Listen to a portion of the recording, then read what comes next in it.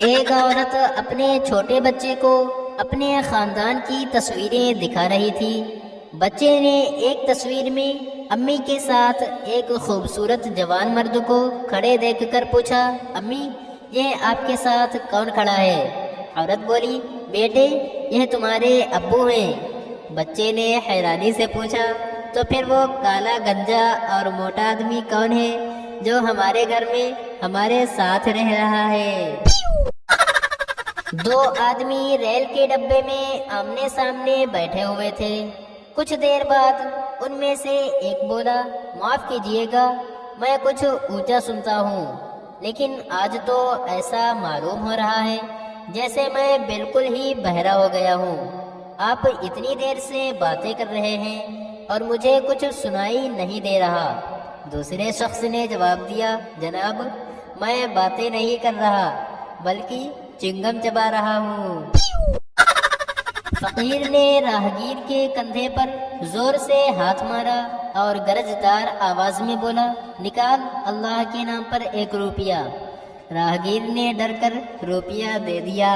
فقیر نے کہا، اب مانگو، کیا مانگتے ہو؟ راہگیر بولا، میرا روپیہ واپس کر دو۔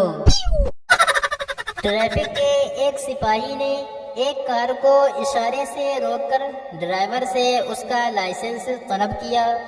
ڈرائیور نے پوچھا، کیا میں نے کوئی غلطی کی ہے؟ سپاہی نے تصریح کیا، غلطی تو نہیں کی، مگر آپ اتنی احتیاط اور ہوشیاری کے ساتھ گاڑی چلا رہے تھے کہ مجھ کو شک ہوا کہ شاید آپ کے پاس لائسنس نہیں ہے۔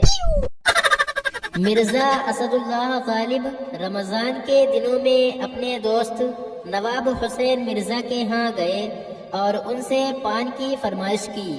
وہاں ایک زاہد بھی موجود تھے۔ انہوں نے غالب سے کہا، کیوں حضرت آپ روزہ نہیں رکھتے؟ غالب نے مسکرا کر کہا، کیا کروں، شیطان غالب ہے۔ ماں نے بیٹے سے کہا، اس بار امتحان میں اگر تم پاس ہوئے تو میں انعام کے طور پر تمہیں ایک اچھا پین دوں گی۔ بیٹے نے کہا، اگر فیل ہوا تو؟ ماں غصے سے بولی، تو پھر جوتے۔